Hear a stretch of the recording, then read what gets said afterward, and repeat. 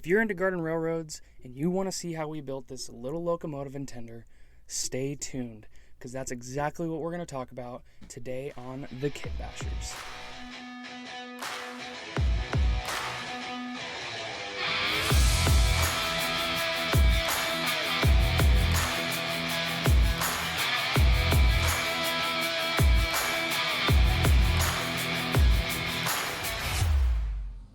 Hey guys, welcome to Kit Bashers. This is Chris, aka Dad. And what you see before you is a couple of garden railroad pieces that I did 3 or 4 months ago. I belong to a couple of Facebook groups that revolve around garden railroading, and I was posting some pictures here and there as I did it. We didn't have the YouTube channel, we weren't even talking about it then, but I got lots of response on them and asking about build videos, so I thought that I'd put something together to kind of explain what I did. So we used an LGB stance as the running gear for this build. The cab is off of a Bachmann big hauler. The boiler is the front 2/3 from a big hauler. The smokestack's from a big hauler. The light is as well. The cattle catcher's off of a old 040 Aristocrat locomotive. Just bits and pieces out of the junk bin that I had. So we got our Kit Bash locomotive. Here's our donor tender. They made up, which is cool. The problem is this tender, scale-wise, is just way too big for a little locomotive like this. So this tender is in great shape for being a donor for our Kit Bash project. Only problem we have, it is too tall.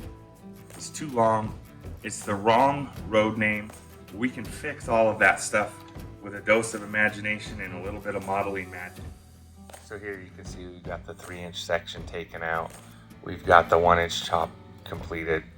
We used some rubber bands and some wood clamps to hold everything together while the glue dries.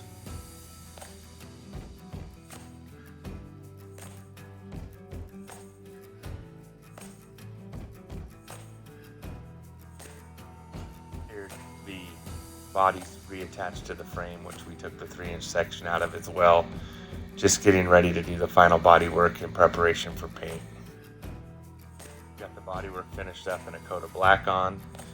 The tender here, just getting ready for the decals. We got the decals and the road number on here, and then we will attach the trucks. We got a little bit of work with the handrails, but we're in the home stretch.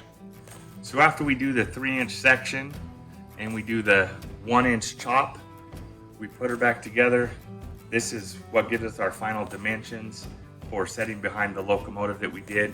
We had to cut down the grab bars. We had to replace a couple of them, and then I just painted them white so that they kind of frame the new badging and number that we put on here. So on our finished product, our section came together right at the grab bars in the back.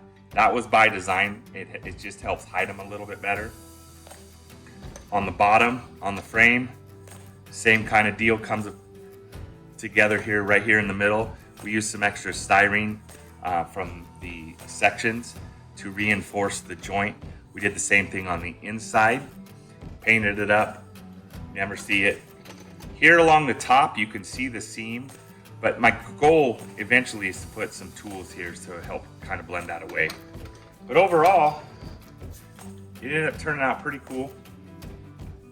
And when you pair it up with the locomotive, again, these are both just built with huge doses of imagination. The proportions work pretty well. Little workhorse locomotive. My railroad is a mining and lumber theme to it. So I'll put a few small cars on the back, maybe a couple of skeleton log cars with a little work caboose behind it. This will pull that all day, no problem. For what I'm using it for, this is gonna work out great. It was a pretty cool little project using leftover bits and parts from things that I had, lots of imagination, and it looks great out on the layout. Remember to hit that like button and subscribe to the channel if you want to get notifications when we release new videos.